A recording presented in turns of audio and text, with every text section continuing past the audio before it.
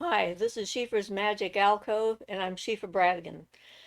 So, I've been trying to think of a way to talk about energy, how it works, how we can visualize it, that kind of thing. I don't know if that's actually quite right what I'm trying to do or not, but I've been thinking about how we receive and expect energy or experiences from other people as sort of a starting point. I remember when I went to Starhawk's workshop, I came face to face with my internalized image of what she would look like, what she would sound like, and the reality of who she was, which was a really interesting and important moment in my understanding of how my brain works and how most of our brains work. I mean, when you hear someone's voice on the phone, you have an idea of what they're likely to look like. When you read words that someone else has written without even seeing a picture of them, you have an idea of who that person is. Even when you watch videos of that person, depending on what kind of stories they're sharing, you form a picture in your mind about who that person is. And of course, the reality is we're a lot more complicated than that. I mean, that's just whatever I share on this channel is just one aspect, or in this case, several aspects of who I am and my experiences and so forth. But it's not the totality of me. It's like putting people in boxes and having expectations about how things will go and so forth as a in a general sense. It's kind of my thought process. So I was thinking like calling this video open hand, closed fist to sort of visually represent the difference in what happens internally when our expectations aren't met, or how we can tell that we have expectations. It's not always easy to just be open and not have some kind of an idea of what we want to receive from the other person in all situations. Doesn't even matter what they are. So I was thinking about like for myself, when I first started doing psychic energy work, psychic healing in Santa Cruz, and I started working like on a donation basis, I would often feel myself very distracted near the end of the energy exchange, wondering if the person was going to remember to actually give me any money at the end, which I found very annoying.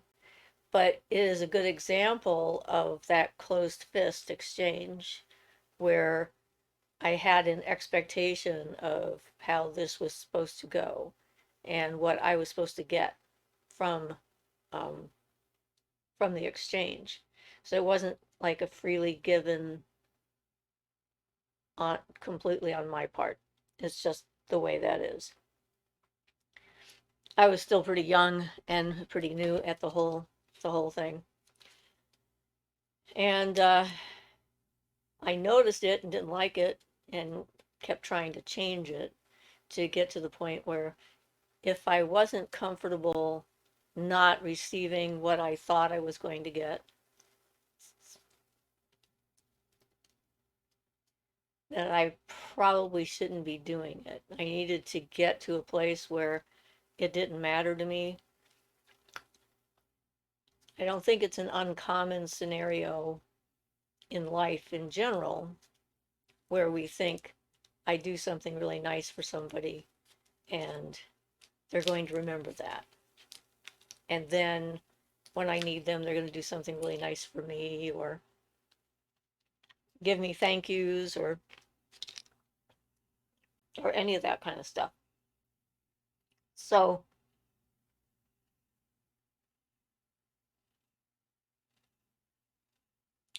I came around, took me a while, but I realized, for one, by doing that, by holding that expectation and then holding that as a worry and concern, anxiety, building, frustration kind of thing, that I wasn't really helping the other person or myself. It was getting in the way of experiencing things as they were instead of as I wanted them to be, being attached to the outcome. And as witches, pagans, magic users, whatever, we sometimes get caught up in that same notion when we're working a spell or invoking or evoking a deity or a spirit. We have an idea, a more solidified idea. And the thing is that a lot of the books tell us that's what we need.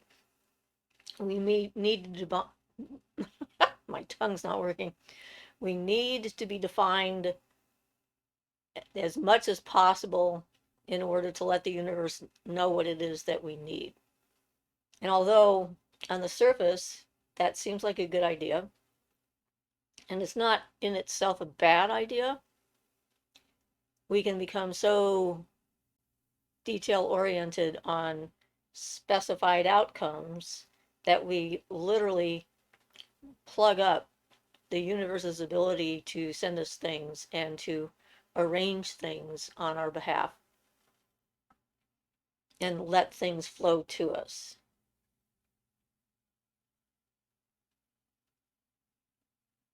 It's like coming without expectations and ready to receive what arrives. And then you can like take it in or let it go. You don't have to receive it if you don't want to, but you have to be open to that process of allowing it to come to you. Otherwise, you're hog-tying the universe. Seems like apparently the image that comes to mind at the moment. You're tying it all up in knots, like your fists. It's like, so here's another example of someone who was doing this literally. When Ian and I first got together, his friend, we called him Weird Fred because his name was Fred and he was decidedly weird in not the good way of how I am weird. He was strange weird, not good weird. And I was in the back seat with him. We were trying to go to a summer solstice celebration, so I was dressed in a red belly dancing skirt with I was looking pretty hot. And this is before Ian and I actually got together. This is when we were becoming acquainted. And Fred was in the back seat with me. And he had a list in his pocket, and he pulled out the list. And he started reading through the list of all the things that he wanted to have in a woman. So he wanted to read me this list of his requirements. And we're talking some pretty outrageous requirements. We're talking physical attributes like chest size, height, etc., general overall look, specifically look, to sexual appetites, number of times they were willing to have sex with a partner, number of orgasms they would have during a session. I mean, it was like really getting into the nitty gritty of the whole thing. And as I was listening to this list, he gets to breast size, and I'm relieved. he's looking for a buxom individual, and I'm like, oh, good. I don't meet that criteria. And at the end of his list, and it was pretty extensive, he asks me if I would put this silver dollar that he had on my altar and like say a little hope you find a good mate kind of thing to the universe. I was like, okay. Like, unbeknownst to me, apparently he had covered this silver dollar with a bunch of pheromones. Apparently, even though I wasn't specifically in his target group, there was some hopefulness on his part. Yeah. And, Ian was friends with him, was trying to help him. he was seriously trying to get Ian to use magic to kill his ex-wife. And, Ian's like, no, no, this is not what we use magic for. Which is how we ended up with Fred and on the way to a celebration, which, by the way, didn't happen. We ended up at a Buddhist temple. And the contrast between what happened when we went to the Buddhist temple with me dressed as a belly dancing giant red flame, I guess, with like, slits all the way up to my hips. It was a nice belly dancing skirt, one of the ones I used for performing, was in itself a contrast, like a really good contrast between the closed fist and the open hand. So first we didn't have anywhere to go because the people didn't show up. So we go. Uh, Ian wants to show me the Buddhist temple. Him and Mitch, and so we go to where the giant Buddha is, and it's a giant Buddha. We're talking 40 feet tall at least. And it's just an amazing little place. This is the public part. It's on Mount Ashland, and it's a Tibetan monastery that's up there. And people are like, there's prayer flags everywhere. People are praying and walking around the giant Buddha and so forth. And while we're standing there, I suddenly hear this um, hawk call, scream coming up from the mountains, and I suddenly know I've been invited to go to the temple. And so I take us up up the path, just nonchalantly walking up there, which is, I think, kind of a surprise to everyone else because it's not open to the public. Um, I didn't realize it wasn't open to the public because I knew it was open to me. So, apparently that just never entered my thought process.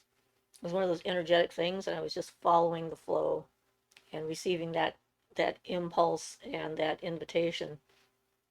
And I went up there, and the when I realized I'm in a Buddhist temple and how I'm dressed, it's like if I knew I was going to a Buddhist temple, this is not what I would have worn. This was definitely a little bit outrageous for the monks. And these monks were like not traditional monks. They were Westerners who were studying Tibetan and becoming monks, that kind of thing. But the temple was gorgeous. They were very opening and welcoming. They just like opened their arms and just welcomed us up there and took us on a tour. Apparently, they decided that since we made the trek up the hill, that it was okay for us to be there too. It's like everybody just kind of accepted the situation. And they were like, decorating, hand carving, all the different things that were inside, and they were pretty proud of it, showing us those things. They separated Fred from us, from me, which was I was very happy about that. I don't know what happened to Fred during that time period. Um, and and it was just a genuinely lovely encounter. And then back at the car and on the way home was when the list came out. So it was interesting that they both happened kind of on the same day. And it seems to me that they're pretty good examples of the difference in communicating or interacting with the universe between the closed fist and the open hand. And most things that have gone well for me have been like that. Synchronicities that I never could have imagined would happen, where I'm just following along with the little nudges and urgings and so forth that I feel from the universe. I decided I needed to take a trip up to the Stickeen Canyon one time because they were planning on damming it. It was one of the last wild rivers in North America, actually.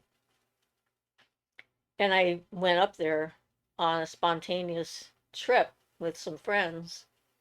And, there was no internet or anything like that. There was no checking in to see what was going on when we got there or anything like that. We just sort of arrived out of nowhere and met these people that were staying at the only actual hotel that was in the canyon in the town.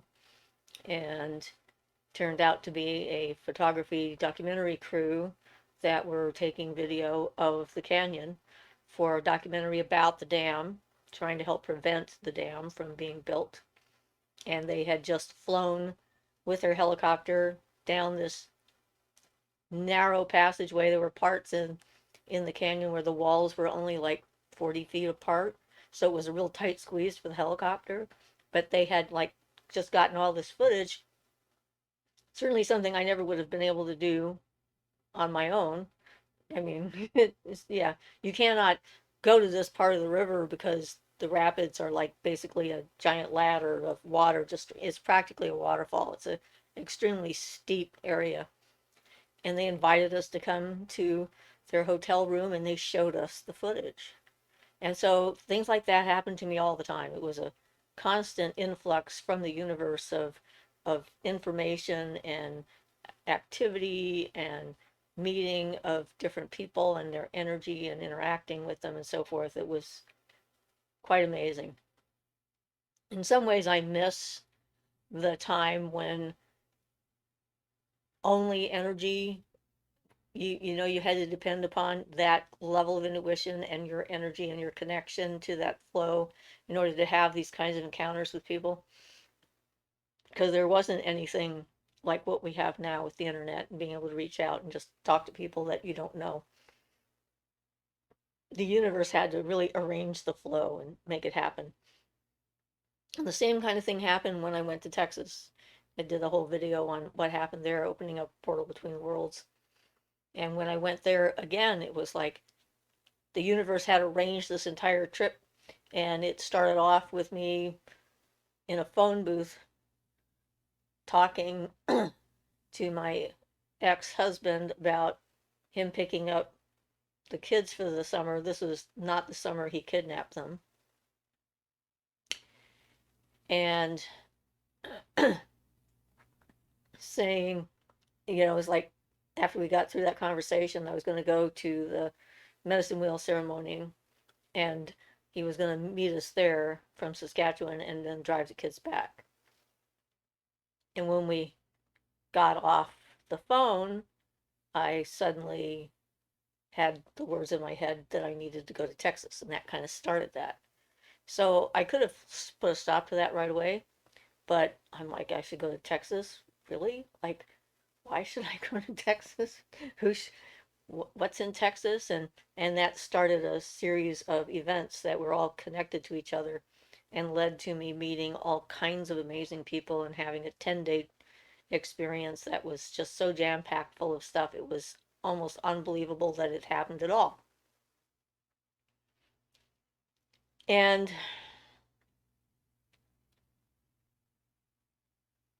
I've come to understand that when you put good positive energy out there, it's best to do it with the open hand, not expecting the person you're giving the energy to necessarily return it in kind or at all. That the universe notices these kinds of things. It keeps track in its own way, knows what kind of person you are, what you're made out of, and so forth. And the less attached you are to a specific outcome or to a specific reaction from an individual, the less disappointed you'll be in in the nature of the encounter, the more open you will be in the moment of the encounter you have with someone. Because when you have expectations, you think it's going to be this shape, and you've sort of predetermined the shape of it, then anything that doesn't fit that shape gets into this conflict. It's like the reality conflicts with your image of what should be. And that doesn't help you at all. Uh, Accepting reality for what it is and being okay with reality being whatever shape it wants to be, in that sense, is the only way to really connect to the different streams. And that's how magic works. And that's what I think anyway. It's like magic is not so much as bending the universe to your will, which is certainly one approach that people can take to it. And that would be this approach, that you're trying to bend things to your will. You're trying to force it into a shape that you think is the right shape. which could work for a while, but it's more of accepting the universe for what it is and how it is, and then understanding how you can move through the currents that present themselves to you and picking the path you want. I know we've talked about this any number of times, but every choice you make, every decision that you make informs your magic, your path, your future. It all matters, whether it's a small decision or a big decision. It's not a matter of degree so much as consistency, because it kind of speaks to who you are. And although it's always a struggle to get to the point where you're not having expectations about what somebody is going to be like or how they're going to respond to you or what have you, it's still better to try and be open to the reality and accepting of whatever the relationship wants to be and what's comfortable for the universe. It's an interesting sort of dynamic. And in order for it to work well, you have to get to the point where this doesn't even happen. You don't have an automatic this. It's not just that, of course, obviously, this is just a very basic kind of metaphor for a complex thing because there's your intuition. And if something doesn't seem right and you start to feel like something's wrong and you shut down, that's not a bad thing. That is maybe a warning and you need to pay attention to it. But that's not necessarily open hand or closed fist. That's more intuition. Um, and the universe, trying to give you a nudge in one way or another. Like there's some red flags here, so watch out. And we all have stuff in our head. It doesn't matter how advanced we are, how long we've been at it. Someone's voice might remind you of someone in your past that either you liked or didn't like. And depending on whether it's you liked them or you didn't like them, that can influence your current response to them, even though they're not the person that you're reacting to, which is, unfair, I guess, to the person who you are, who's in your present, and noticing those things. That's the tricky part, is noticing those things. It's like, is this just in me? Is this just my reaction from a previous encounter with someone that this individual reminds me of, or this situation reminds me of? Or is there really something going on in this person, this situation, in this moment? Because sometimes there is. Learning how to trust your instincts when it comes to that is, part of the whole process. It's not accepting everything just the way it is. It's not allowing the universe to just, do whatever it wants to you. That's not what I'm suggesting here at all. But when you get to the point where you can be more in the moment and truly listen to what someone else is saying, then you're more likely to understand the situation of what's going on. Whether it's a good situation or a bad situation, it doesn't matter as far as that part goes. If you're there present and you're open to it and you're seeing this person for who they are, one of the things that I've said a number of times, believe when someone tells you and shows you who they are, believe them. Because the universe is like, hey, that wasn't a slip up. That was just a view into who this person really is. So please take note and take proper actions to either protect yourself or open yourself up, depending on what you saw. But it's not about it's about not trying to control things, but it's also not about not doing anything. It's like there's this nebulousness that's hard to describe because you still have to chart your path. I mean, there's still choices, decisions to make. There's a lot of these memes going around the internet all over the place, always, aren't there? And a lot of them are like, anything you see in someone else, you're seeing a part of yourself. Now, for some people, that might be true, depending on how far along you are in your own self-evaluation and your shadow work and so forth. But it doesn't necessarily remain true. I can recognize a psychopath, and I know I'm not one. So, simplicity, uh, that's not quite the right phrasing for that, but yeah, it's not that straightforward, and it's not always true. And it does often lend itself to victim blaming, which is something I'm against. I mean, if someone is being mean, angry, vicious, controlling, power playing on you and stuff like that, um, someone else can use that to control your behavior and say that it's your own personal problem, which is actually one of the tactics that cults often use, that everything is your fault. There's a flaw in you, a problem with you, and that you're the problem and you need to deal with your problem and it's not the other person at all. And it's a good way for them to deflect. Um, they deflect responsibility and then assume a power control position. And if you haven't thought these things through beforehand, sometimes we are just dead on right. You go down the street, you see somebody, your hair stands up on end. Maybe they remind you of someone from the past, but maybe the reason they remind you of someone from the past is because there's similar energy to them. And you're getting a very distinct warning that there's something wrong with this person and to stay away from them. So, it's okay to not engage with anybody that makes you feel kind of squirrely. And if they don't like it, that's just too bad. And that's the thing. It's like,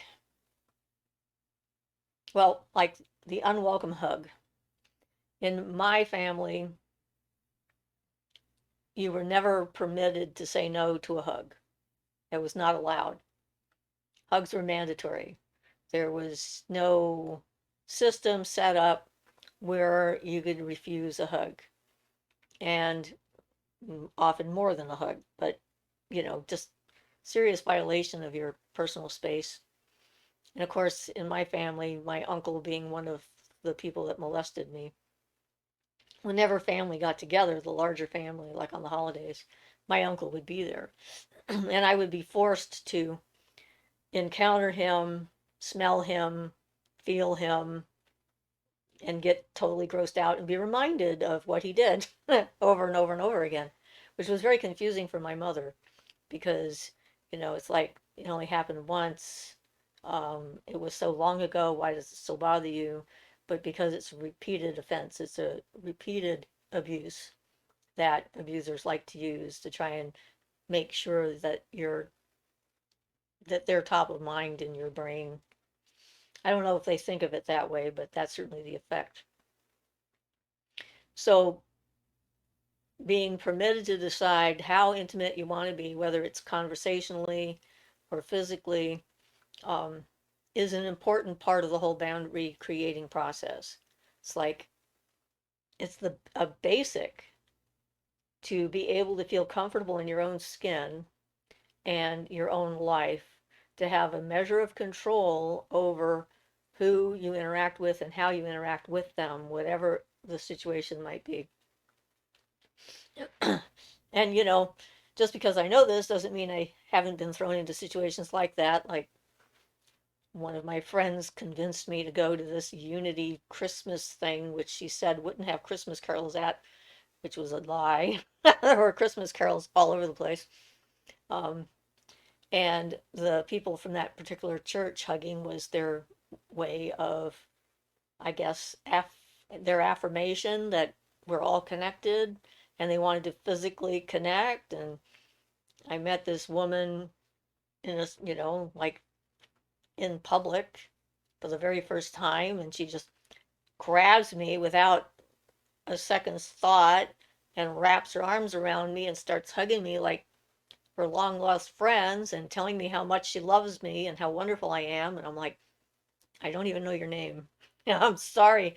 I need a little bit more criteria than you happen to be in a human body and you're standing in front of me to, be that connected to someone.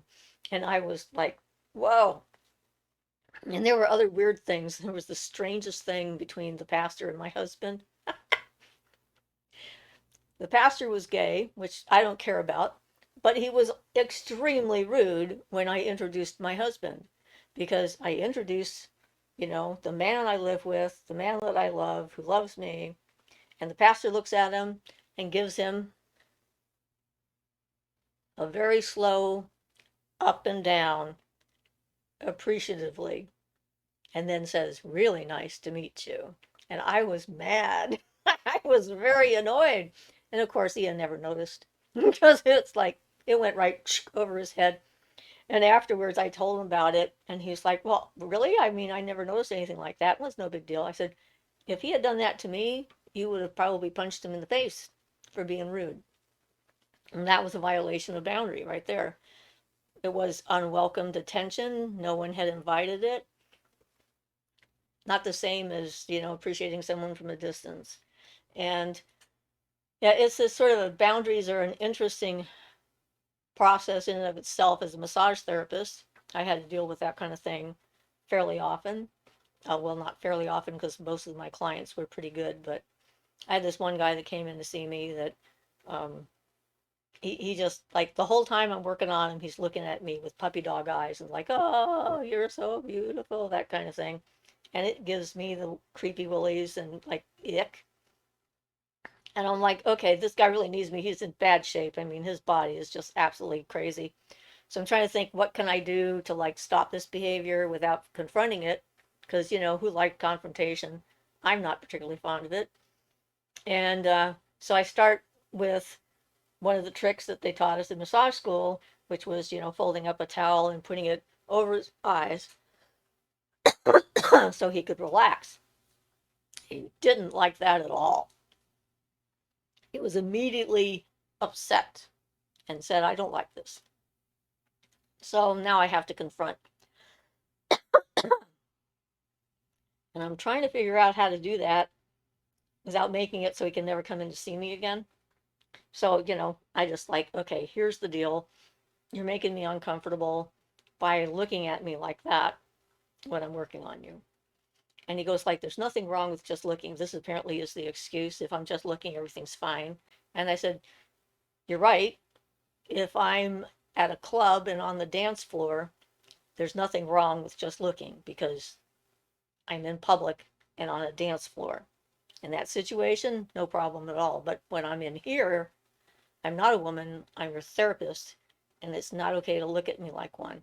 And I think that this is part of the problem that both men and women are facing with the, what they've termed, what have they called it? Not me too, but where men are complaining that they don't know how to act around women, etc., because all of a sudden nothing they do is okay. It's never been okay. Really, that kind of behavior has never been okay. It's just been accepted. And I can guarantee that every single woman on the planet at some point has had some unwelcome sexual advance by a man.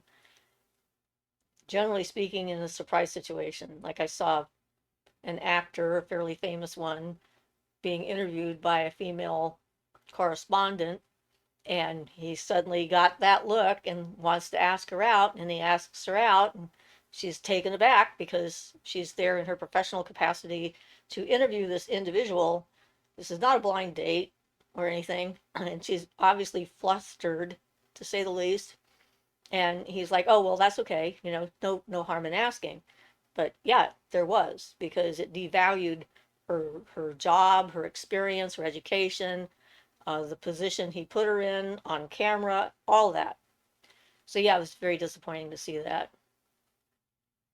But again, that maybe a little bit off the topic of closed fist and open hand, but it is about boundaries, and having boundaries is a help as far as being able to decide what's okay for you to accept as it is.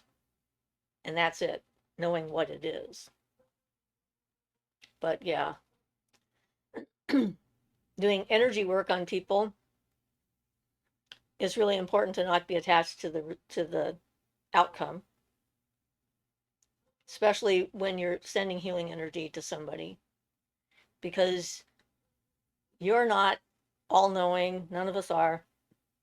No matter how much experience we have, there are things about another person that we're not going to know or understand or twig onto or whatever, like why it's happening to them. We can come up with a lot of assumptions, which would be us defining them and trying to fit them into whatever the shell is that we've come up with. But if you're going to send them healing energy, you send them energy that they can use however they see fit and reject if they want to. That's why we always ask permission if we're sending energy to somebody. Always ask permission, because I think on a personal level that sending energy might be more intimate than a hug. It's just not as obvious, but it's there. Intruding on someone else's energy without permission, just as bad in my opinion. So if you're going to be doing this and working with energy and stuff like that, think about those principles, concepts, attitudes, and so forth. Because not everyone I do a healing on is going to get better. Sometimes I know that they're not, but I send the healing energy anyway because I could be wrong, because I'm not omniscient, only occasionally. So, um, yeah, the universe is a lot more complicated and requires balance. When I was doing the work up at the prison, doing the volunteer work for the 7.5 years I was up there, I had no expectations of getting anything in return for that. I just decided that I was going to do a service and be available for people who were serious and interested in learning, and give them what help that I could, without any kind of, well, there's no compensation when you're volunteering anyway, but there's also, I had no expectation of getting any kudos or pats on the back or appreciation or whatever, either from the prison system itself or from the guys that I worked with. And I think that was a good attitude to have. I ended up getting a lot of appreciation from the guys that I worked with after they got out.